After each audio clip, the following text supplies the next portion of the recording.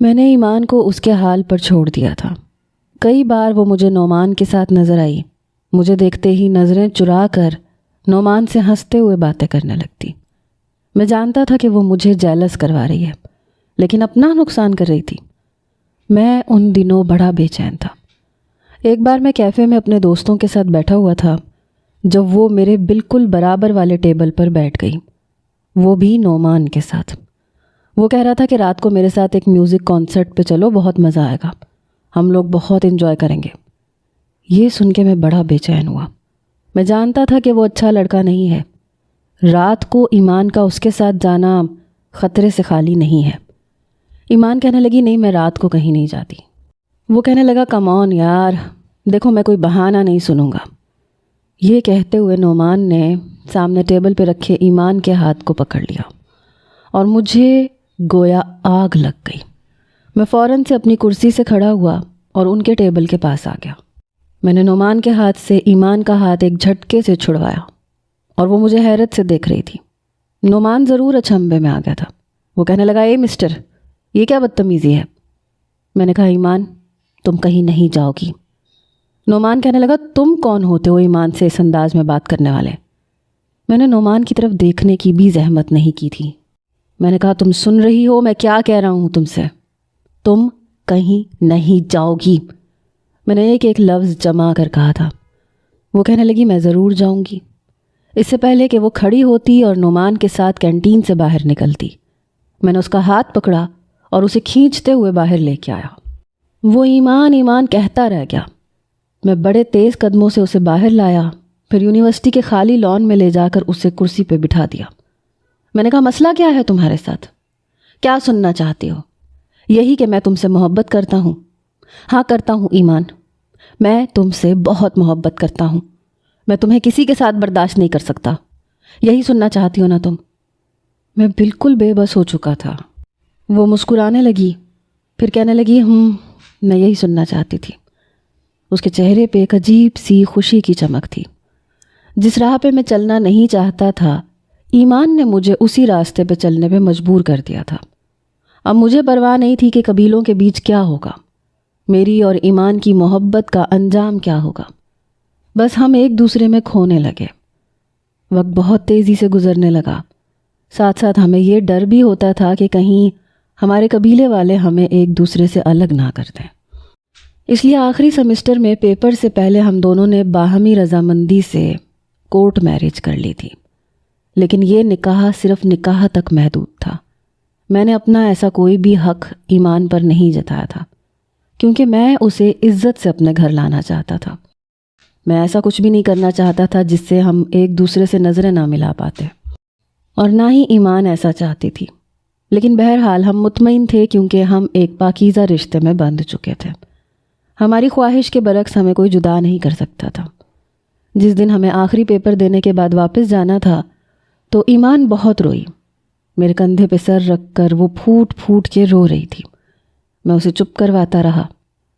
کیا پاگل پن ہے ایمان، تم تو یوں رو رہی ہو جیسے پھر کبھی ہم نے ایک دوسرے کو دوبارہ دیکھنا نہیں ہے، ملنا نہیں ہے۔ کم آن یار، ایک بہت مضبوط رشتے میں ہم جڑ چکے ہیں، نہ تمہارا بھائی مجھے روک سکتا ہے نہ میرے گھر والے۔ تم یوں کمزور پڑو گی تو بہت مشکل ہو جائے گی۔ دیکھو تمہیں مضبوط ہونا ہے، کمزور نہیں پڑنا۔ میں اسے بار بار سمجھا رہا تھا کیونکہ اکثر لڑکیاں ایسے موقع پہ گھر والوں کی باتوں میں آ کے کمزور پڑ جاتی ہیں اور فیصلے بدل لیتی ہیں۔ مجھے بس اسی بات کا ڈر تھا، لیکن ایمان اس بات میں سر ہلا رہی تھی۔ وہ کہہ رہی تھی کہ وہ میری خاطر اپنے گھر والوں سے لڑ پڑے گی۔ میں بھی کچھ مطمئن سا ہوا تھا۔ ہم لوگ واپس اپنے اپنے قبیلے میں جا چکے تھے، ایک دوسرے سے موبائل پہ ہی رابطہ کرتے تھے، لیکن لمبی لمبی باتیں نہیں ہو پاتی تھیں۔ ایمان جلدی فون بند کر دیتی تھی۔ میں اسے روز یہی کہتا تھا کہ تم اپنے گھر والوں سے بات کرو تاکہ میں رشتہ لے کے آؤں۔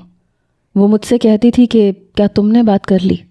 میں نے کہا مجھے کیا بات کرنی ہے، میں صرف شہباز لالا سے کہوں گا کہ میرے ساتھ چلیں، وہ تیار ہو جائیں گے۔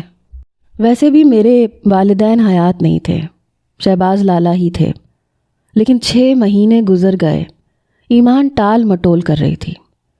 ایک بار رات کو روتے ہوئے اس کا فون آیا۔ وہ کہنے لگی کہ میں نے بات کی ہے، ایک طوفان سا کھڑا ہو گیا ہے۔ میرے والد کہہ رہے ہیں کہ وہ اس نکاح کو نہیں مانتے، اس نکاح کی کوئی اہمیت نہیں ہے۔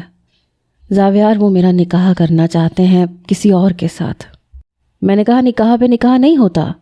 وہ کہنے لگی لیکن میرا باپ نہیں مان رہا، وہ کہتے ہیں کہ یہ نکاح ہے ہی نہیں، دشمن قبیلے کے لڑکے سے تمہارا نکاح ہو ہی نہیں سکتا، جس نکاح کو تم نکاح کہہ رہی ہو میں اسے نہیں مانتا۔ ان کے قریب ہمارے رشتے کی کوئی اہمیت نہیں ہے، وہ زبردستی مجھے ایک گناہ کے حوالے کر دیں گے، میرا نکاح بھی کر دیں گے اور رخصتی بھی۔ خدا کے لیے کچھ کرو۔ میں نے فون بند کیا۔ جیسے ہی صبح ناشتے پر شہباز لالا اور بھابھی بیٹھے، میں نے وہیں بات شروع کی۔ شہباز لالا کے تو چہرے کی رنگت سرخ ہو گئی۔ وہ کہنے لگے زاویار تمہارا دماغ تو خراب نہیں ہے، تم چاہتے ہو کہ ہم دشمن قبیلے کے سامنے جھک کر ان کی بیٹی کا رشتہ مانگیں؟ سوال ہی پیدا نہیں ہوتا۔ بھول جاؤ اس لڑکی کو، اور یہ بھی بھول جاؤ کہ تمہاری شادی اس سے ہوگی۔ میں نے کہا لالا میں شادی کا فیصلہ کر چکا ہوں، میرا نکاح اس سے ہو چکا ہے، وہ میری بیوی ہے، میری عزت ہے۔ آپ نہیں جائیں گے تو کوئی بات نہیں، میں اکیلا چلا جاؤں گا۔ میرا یہ کہنا تھا جب شہباز لالا نے بڑے غصے سے مجھ سے کہا تم جاؤ گے اور وہ شہروز کا بچہ تمہیں زندہ چھوڑ دے گا، جان سے مار ڈالے گا وہ تمہیں۔ میں نے کہا اتنی ہمت نہیں ہے، اور میں نے بھی ہاتھوں میں چوڑیاں نہیں پہن رکھی ہیں، آپ بس یہ بتائیں کہ آپ میرے ساتھ جائیں گے یا نہیں۔ وہ کہنے لگے نہیں، میں تمہاری اس قسم کی حماقت میں تمہارا کوئی ساتھ نہیں دوں گا۔ میں نے کہا ٹھیک ہے، آپ کی مرضی ہے۔ میں تیار ہوا، اپنے ملازمین سے کہا کہ مٹھائی کے ٹوکرے تیار کرواؤ۔ شہباز بھائی مجھے کینہ توز نظروں سے دیکھ رہے تھے۔ اپنی پوری شان و شوکت کے ساتھ میں دشمن قبیلے کی طرف رشتہ لے کے جا رہا تھا۔ ایمان سے کہہ چکا تھا کہ اب امتحان کی گھڑی آ چکی ہے، میرا ساتھ دینا۔ جیسے ہی میں قبیلے کے اندر داخل ہوا، وہاں کے پہرے داروں نے مجھے وہیں پر روک لیا۔ میں نے کہا دیکھو میں یہاں خون خرابہ نہیں چاہتا، میری جیپ کے پیچھے میرے گارڈز موجود ہیں، 2 گاڑیاں ہیں ان کی، وہ تم لوگوں کو بھون کے رکھ دیں گے۔ میں تمہارے سردار کی حویلی جا رہا ہوں ان سے بات کرنے، اپنی بندوقیں پیچھے کرو ورنہ بندوق چلانے کے قابل نہیں رہو گے۔ یہ کہتے ہوئے میں نے اپنے سر سے پسٹل پیچھے کی تھی۔ پہرے دار خاموش تھے، جانتے تھے کہ ایک بھاری نفری میرے ساتھ بھی موجود ہے۔ جیسے ہی میں حویلی کے باہر اپنی گاڑی میں ہارن دینے لگا تو چوکیدار نے دروازہ کھول دیا۔ سامنے ہی بشارت شاہ اور شہروز شاہ بڑے غصے سے کھڑے تھے۔ حویلی کے اندر بشارت شاہ کے گارڈز تھے اور خون خوار کتے بھی تھے۔ شہروز کہنے لگا یہیں پہ رک جاؤ، یوں تو ہم دشمنوں کو زندہ واپس نہیں بھیجتے، لیکن پھر بھی ہماری شرافت ہے کہ تمہیں کہہ رہے ہیں کہ یہاں سے واپس پلٹ جاؤ، ورنہ بہت پچھتاؤ گے۔ جو کھیل تم نے ایمان کے ساتھ کھیلا ہے اور سمجھتے ہو کہ ہمیں اپنے سامنے جھکا لوگے، تو یہ تمہاری غلط فہمی ہے۔ میں 1 منٹ نہیں لگاؤں گا، ایمان کا گلا کاٹ کے پھینک دوں گا، لیکن تمہارے سامنے نہیں جھکوں گا۔ میں نے کہا میں نہ تم سے بدلہ لینے آیا ہوں اور نہ ایمان سے میں نے تمہیں جھکانے کے لیے نکاح کیا ہے۔ قبائلی دشمنی سے نہ تو تمہیں کچھ ملے گا نہ مجھے، اندر بیٹھ کے بات کر لیتے ہیں۔ شہروز کہنے لگا بات یہیں ہوگی۔ میں نے کہا میں رشتہ جوڑنے آیا ہوں، میں دونوں قبیلوں کو ایک کرنا چاہتا ہوں۔ شہروز کہنے لگا ایسا مر کے بھی ممکن نہیں ہے، ہم ایسا نہیں چاہتے، یہیں سے واپس چلے جاؤ ورنہ شکایت مت کرنا، تمہاری لاش یہاں سے جائے گی اور تمہارے ان گارڈز کی بھی۔ بشارت شاہ کہنے لگا میں اپنی بیٹی کو کنویں میں پھینکنا پسند کروں گا، تمہارے ساتھ رخصت کرنا کبھی بھی نہیں۔ میں نے کہا آپ ایمان کو بلوائیں۔ وہ کہنے لگے کبھی بھی وہ یہاں نہیں آئے گی۔ میں نے کہا قانونی طور پر وہ میری بیوی ہے، اگر آپ لوگوں نے شرافت سے اسے میرے ساتھ رخصت نہیں کیا تو میں قانون سے مدد لوں گا۔ کل کو یہاں میرے ساتھ پولیس آئے گی، آپ کسی بھی صورت نہ تو ایمان کا نکاح کسی اور سے کر سکتے ہیں اور نہ اسے میرے ساتھ رخصت کرنے سے منع کر سکتے ہیں۔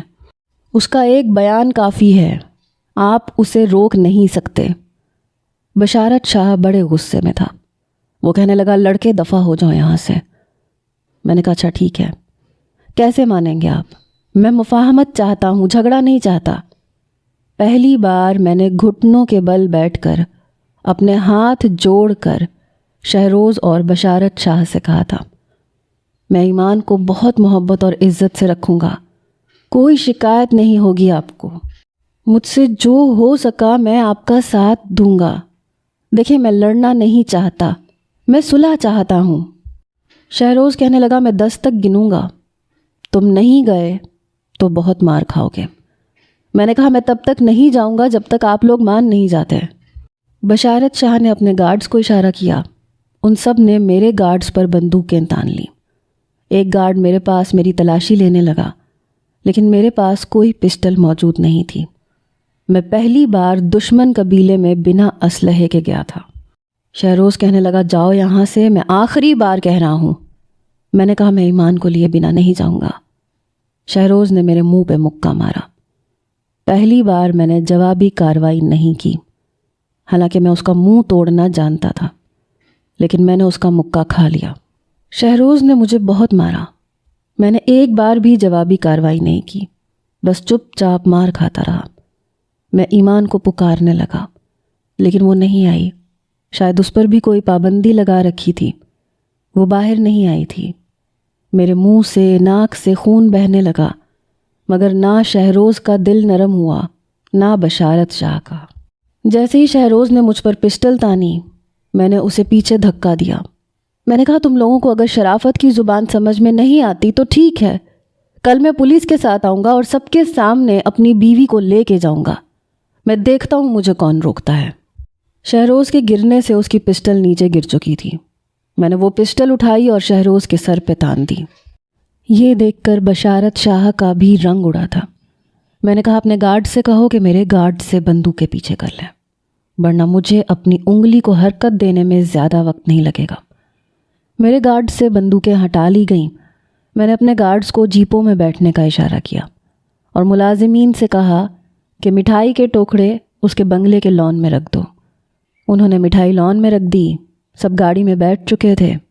میں نے آواز بلند کہا، ایمان میں کل تمہیں لینے آؤں گا، تیار رہنا۔ یہ کہہ کر میں شہروز پر پسٹل تانے اسے باہر تک لے کے آیا، پھر اپنی گاڑی میں بیٹھ کر اسے پیچھے دھکا دیا اور گاڑی چلا دی۔ پہرے داروں میں سے جس نے بھی روکنے کی کوشش کی، میں نے انہیں گولی مار دی۔ انہیں شرافت کی زبان سمجھ نہیں آ رہی تھی تو میں کیا کر سکتا تھا۔ جب میں گھر آیا تو میرا زخمی چہرہ دیکھ کر شہباز لالا کہنے لگے، دیکھ لیا تم نے دشمن کی بیٹی سے محبت کرنے کا انجام۔ میں نے کہا کل میں اسے اپنے ساتھ لے کے آؤں گا تو آپ بھی دیکھ لیجئے گا، زاویار کو کوئی روک نہیں سکتا۔ اب چاہے ان دونوں قبیلوں میں آگ لگے یا خون کی ندیاں بہیں، ایمان کل یہاں ہوگی۔ یہ کہہ کر میں نے اپنے ایک دوست کو کال کی جو پولیس کے محکمے میں تھا، لیکن اگلے روز جو خبر مجھے سننے کو ملی اس نے مجھے پاگل کر کے رکھ دیا تھا، کیونکہ وہ ایمان کی موت کی خبر تھی کہ وہ مر چکی ہے۔ شہروز نے اسے گلا گھونٹ کے اسے مار ڈالا ہے۔ اس خبر نے مجھے پاگل سا کر کے رکھ دیا تھا۔ میں بشارت شاہ کی حویلی میں پہنچ گیا۔ میرے لوگوں نے پوری حویلی پہ ہلہ بول دیا۔ ہم نے پوری حویلی دیکھ لی، مگر ایمان کہیں نہیں تھی۔ حویلی کی پچھلی جانب اس کی قبر دیکھ کر مجھ پہ جنون سا سوار ہو گیا۔ اپنے ہاتھوں سے میں نے بشارت شاہ کا قتل کیا تھا، مار ڈالا تھا اسے۔ شہروز کی دونوں ٹانگوں پہ گولیاں چلا کے میں نے اسے معذور کر دیا تھا۔ نہ میں نے کسی قانون کو دیکھا، نہ پنچایت کو۔ مجھ پہ خون سوار تھا۔ میں جانتا تھا کہ بشارت شاہ نے اپنی دشمنی میں میری ایمان کو مار ڈالا، پھر میں اسے کیسے چھوڑ سکتا تھا؟ دشمن قبیلے کی ہر گلی سنسان ہو چکی تھی، سب اپنے گھروں میں مقید ہو چکے تھے۔ میں چلا چلا کے رو رہا تھا۔ میرے گارڈز مجھے بڑی مشکل سے واپس حویلی لائے۔ میں چند دن بے ہوشی کی کیفیت میں رہا۔ میرے لیے یہ چھوٹا صدمہ نہیں تھا، 2 سال لگے تھے مجھے سنبھلنے میں۔ میرے جنون کی نظر بشارت اور شہروز ہو چکے تھے۔ وقت گزرنے لگا، میرے اندر وہی قبائلی دشمنی مزید بڑھنے لگی۔ میں سیاست میں چلا گیا، الیکشن میں بھی کھڑا ہوا، جیت بھی گیا۔ دشمن قبیلہ کمزور پڑتا چلا گیا۔ 7 سال بیت گئے اور اب وہ دشمن جاں واپس آئی تھی، مگر وہ میری دشمن بن کر میرے صبر کو آزما رہی تھی۔ ایمان، چھوڑوں گا نہیں میں تمہیں۔ میں بے حد غصے میں تھا۔ چند دنوں بعد مجھے ایک کام سے شہر جانا پڑا۔ وہاں میں نے ایمان کو ایک ریسٹورنٹ میں جاتے دیکھا۔ قبیلے میں تو میں اس سے اکیلے میں بات نہیں کر سکتا تھا، مگر یہاں کر سکتا تھا، اس لیے میں اسی ریسٹورنٹ میں آ گیا۔ وہ کسی سیاسی پارٹی کے ممبر سے بات کر رہی تھی۔ جب میں اس کے سامنے جا کے کھڑا ہو گیا، مجھے دیکھ کے اس نے نفرت سے اپنا رخ بدلا تھا۔ میں نے کہا، ایمان، مجھے تم سے بات کرنی ہے، میرے ساتھ چلو۔ وہ کہنے لگی، میں اس وقت مصروف ہوں، مجھے آپ سے کوئی بات نہیں کرنی، آپ جا سکتے ہیں مسٹر زاویار۔ میں نے اس کی کلائی پکڑی اور اسے کھڑا کیا۔ اس کے دونوں گارڈز اپنی بندوقیں لے کے میرے سامنے کھڑے ہو گئے۔ میں نے اپنی جیب سے پسٹل نکالی اور ان پر تان دی۔ میں نے کہا، مرنا نہیں چاہتے تو میرے اور میری بیوی کے بیچ میں مت آنا۔ وہ گارڈز کچھ پیچھے ہٹے۔ ایمان کہنے لگی، یہ کیا بدتمیزی ہے، میرا ہاتھ چھوڑو، مجھے تمہارے ساتھ کہیں نہیں جانا۔ میں نے کہا، ایسے کیسے نہیں جانا؟ 7 سال کا حساب نکلتا ہے تمہاری طرف۔ تم نے کیسے سوچ لیا کہ زاویار تم سے اپنا حساب بے باک نہیں کرے گا؟ میں اسے کھینچتے ہوئے ریسٹورنٹ سے باہر لایا تھا۔ وہ اپنا ہاتھ چھڑوا رہی تھی، کہہ رہی تھی، زاویار تم بہت پچھتاؤ گے، مجھے چھوڑو۔ میں نے کہا، دیکھا جائے گا جو ہوگا۔ میں نے گاڑی کا دروازہ کھولا، اسے اندر دھکیلا، دروازہ بڑی زور سے بند کیا اور تیزی سے دوسری جانب آ کے ڈرائیونگ سیٹ پہ بیٹھ گیا۔ دروازہ بند ہوتے ہی گاڑی کے تمام دروازے لاک ہو چکے تھے۔ میں نے بڑی تیز اسپیڈ سے گاڑی چلائی تھی۔ ایمان کہنے لگی، زاویار گاڑی روکو، تم بہت پچھتاؤ گے۔ میں نے کہا، منہ بند رکھو اپنا، یہ تمہارا قبیلہ نہیں ہے جہاں تمہاری چلے گی، یہ شہر ہے، یہاں تمہارے قانون نہیں چلیں گے۔ جس تیز رفتاری سے میں گاڑی چلا رہا تھا وہ کچھ پریشان سی ہوئی تھی۔ میں نے ایک نظر اس کی طرف دیکھا، وہ شاید مجھے ہی دیکھ رہی تھی۔ وہ نظروں کے تصادم پر نظریں بدل گئی۔ میں نے کہا، محبت کرنے کا تو بہت شوق تھا تمہیں، پھر مرنے کا جھوٹا ڈرامہ رچا کے کہاں چلی گئی تھی؟ وہ کہنے لگی، جہاں بھی گئی تھی، تم کون ہوتے ہو پوچھنے والے؟ تمہارے اندر کا چھپا جانور میں دیکھ چکی ہوں، تم قاتل ہو میرے باپ کے۔ میں نے کہا، وجہ تم تھی۔ وہ کہنے لگی، زاویار میں تمہیں جیل کی سلاخوں کے پیچھے بند کروا دوں گی، تم اچھا نہیں کر رہے ہو۔ میں نے کہا، تم میری قید سے نکلو گی تو کچھ کرو گی نا؟ میری بات پہ وہ گھبرائی، کہنے لگی، بھول ہے تمہاری کہ تم مجھے قید کر سکتے ہو۔ میں نے گاڑی اپنے ایک فلیٹ کے نیچے کھڑی کی، پھر گاڑی سے باہر نکلا، ایمان کو گاڑی سے باہر نکالا اور اسے اپنے ساتھ زبردستی اپنے فلیٹ میں لے کر چلا آیا۔ وہ اپنا ہاتھ مسلسل چھڑوا رہی تھی۔ اپنے کمرے میں لے جا کر میں نے اس کا ہاتھ چھوڑا تھا، پھر پلٹ کے کمرے کا دروازہ بند کرنے لگا۔ جیسے ہی کمرے کے دروازے کی کنڈی لگا کر میں پلٹا، وہ اپنے پرس میں سے پسٹل نکال چکی تھی اور مجھ پہ تان بھی چکی تھی۔ وہ کہنے لگی، دروازہ کھولو ورنہ میں گولی مار دوں گی۔ میں نے کہا، ٹھیک ہے، چلاؤ گولی، تمہارے ہاتھ سے مرنے کا مزہ چکھنا چاہتا ہوں۔ اتنی حسین موت میرے نصیب میں لکھی ہے، مجھے اور کیا چاہیے؟ میں ایک ایک قدم اس کی طرف آ رہا تھا اور وہ ہاتھ میں پسٹل لیے ایک ایک قدم پیچھے ہو رہی تھی۔ وہ کہنے لگی، میں گولی چلا دوں گی، تم بہت پچھتاؤ گے۔ کیوں مرنا چاہتے ہو میرے ہاتھ سے؟ میں نے کہا، تمہیں لگتا ہے میں زندہ ہوں؟ میں ویسے ہی مر گیا تھا جب یہ پتہ چلا تھا کہ تم مر چکی ہو۔ صرف سانس لیتا ہوں، باقی زندگی مجھ میں تبھی ختم ہو گئی تھی۔ اب تمہارے ہاتھ سے مرنے کا مجھے افسوس نہیں ہوگا۔ گولی چلاؤ ایمان۔ وہ پیچھے ہٹتے ہٹتے دیوار تک جا لگی۔ میں اب اس کے قریب آ چکا تھا۔ میں نے اس کی پسٹل پکڑ کر اپنے سینے پر رکھ دی۔ میں نے کہا، چلاؤ گولی۔ وہ پسٹل دونوں ہاتھوں سے پکڑ چکی تھی مگر اس کے ہاتھ کپ کپا رہے تھے، آنکھوں میں بے بسی اتری تھی۔ میں نے کہا، کیا ہوا؟ تمہارے باپ کا قاتل تمہارے سامنے کھڑا ہے، گولی کیوں نہیں چلا رہی؟ چلاؤ۔ اس کی آنکھوں سے آنسو بہنے لگے۔ پسٹل نیچے کر کے وہ رونے لگی۔ اپنی پسٹل زمین پہ پھینک چکی تھی، اب اپنے دونوں ہاتھوں سے اپنا چہرہ چھپا کے رو رہی تھی۔ میں نے آگے بڑھ کر اسے بازو سے پکڑا اور اپنے ساتھ لگا لیا۔ 7 سال بڑی اذیت سے گزارے تھے، بہت رویا تھا اس کے لیے، بہت تڑپا تھا، مگر جیسے ہی میں نے اسے اپنے حصار میں لیا وہ اپنا آپ چھڑوانے لگی۔ زاویار مجھے چھوڑو۔ میں نے کہا نہیں، ایک موقع تمہیں دے چکا ہوں، میری جان لے کر تم مجھ سے پیچھا چھڑوا سکتی تھی، تم نے موقع خود گنوایا ہے، اس لیے کہ تم ابھی بھی مجھ سے محبت کرتی ہو۔ میں اسے اپنے اندر سمیٹ چکا تھا، وہ ابھی بھی پیچھے ہٹنے کی کوشش کر رہی تھی۔ وہ کہنے لگی ہم ایک نہیں ہو سکتے، سارا کیا دھرا تمہارے بھائی کا ہے، جتنا اچھا تم اپنے شہباز لالا کو سمجھتے ہو اتنا اچھا وہ ہے نہیں۔ میں نے کہا مجھے اس وقت کچھ بھی نہیں سننا ایمان، سوائے تمہارے دل کی دھڑکنوں کے۔ میں نے اپنی آنکھیں بند کر لی۔ وہ کہنے لگی زاویار چھوڑو مجھے، مگر میں بے خود ہونے لگا تھا، اپنے لب اس کی گردن پہ رکھ چکا تھا۔ برسوں کی تشنگی تھی، کیسے چھوڑ دیتا۔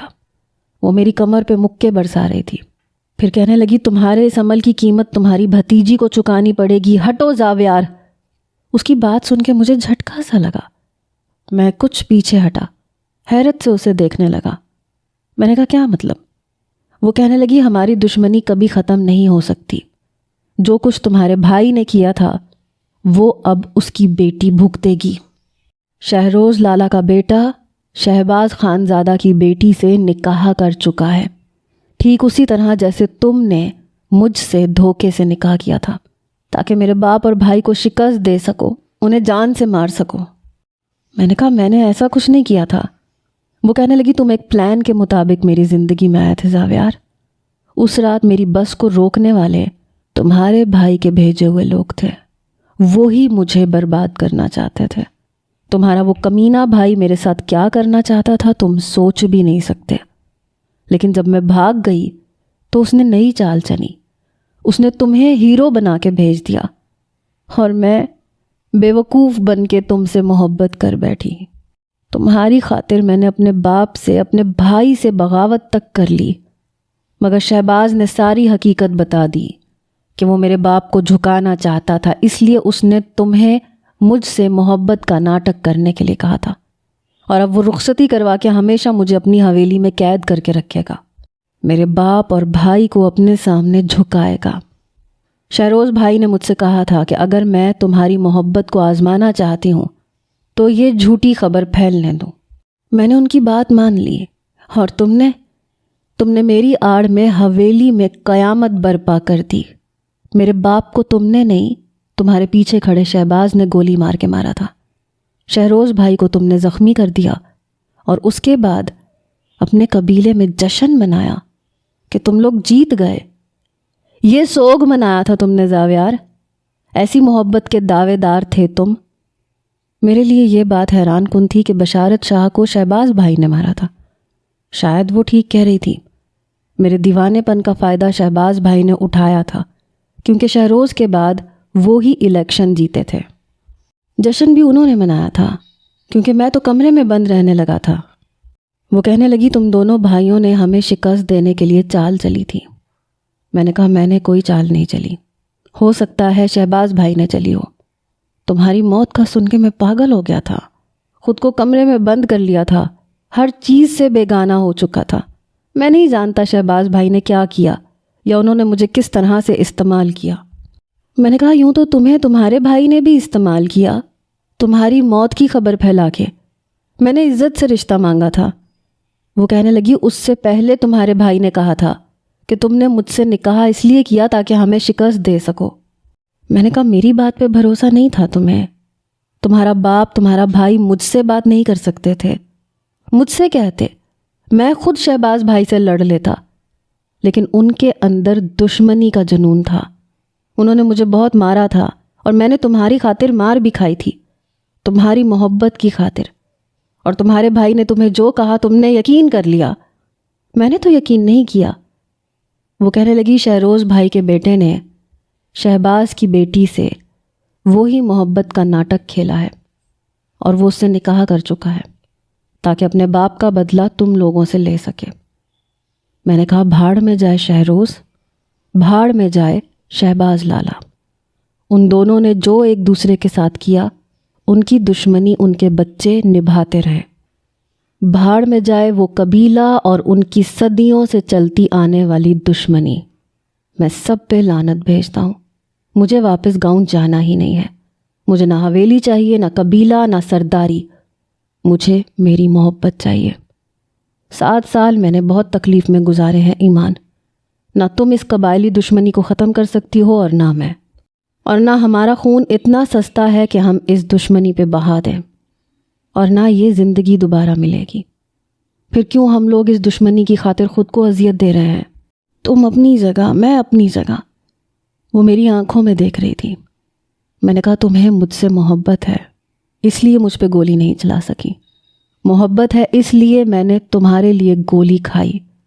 تم میرے لیے اہم ہو، میں تمہارے لیے ہوں۔ ہم کیوں اپنی زندگی کو برباد کریں؟ میں اور تم اس ماحول سے دور چلے جاتے ہیں، نئی دنیا بساتے ہیں۔ نہ مجھے سیاست سے دلچسپی ہے، نہ قبیلے کی سرداری سے، اور مجھے یقین ہے کہ تمہیں بھی یہ سب کچھ نہیں چاہیے۔ مرنے دو ان قبائلی دشمنوں کو، ہماری جان اتنی سستی نہیں ہے۔ یہ کہتے ہوئے میں اس کے قریب آ چکا تھا اور اسے اپنے قریب کر چکا تھا۔ اس بار اس نے مجھ سے پیچھا نہیں چھڑوایا تھا۔ شاید میری بات اس کی سمجھ میں آ گئی تھی۔ وہ رات میرے لیے ایک حسین خواب تھی۔ اگلے روز ہم لوگ دبئی جا چکے تھے، ہمیشہ کے لیے، اپنے ان قبیلوں اور ان قبائلی دشمنیوں کو چھوڑ کر جن کا حاصل وصول کچھ بھی نہیں تھا۔ نہ میں نے کبھی پلٹ کر شہباز لالا کو فون کیا اور یہ پوچھا کہ وہ زندہ ہیں یا مر گئے، یا شہروز کے بیٹے نے ان کی بیٹی کے ساتھ کیا کیا۔ جو بوتا ہے انسان وہی کاٹتا بھی ہے۔ ہم دونوں نے مل کر صرف محبت کو بویا تھا، اسی لیے میں اور ایمان اپنی زندگی میں خوش ہیں۔ ہمارے بچوں کو یہ نہیں معلوم کہ قبائل کیا ہوتا ہے، قبائلی دشمنی کیا ہوتی ہے، کیونکہ ہم نے ان کی پرورش محبت سے کی ہے۔ آج بھی مجھے ایمان اتنی ہی خوبصورت لگتی ہے جتنی پہلی بار دربار کی سیڑھیوں پر لگی تھی، اور میں اکثر یہ گانا گنگناتا ہوں، میرے رشک قمر تو نے پہلی نظر، جب نظر سے ملائی مزہ آ گیا۔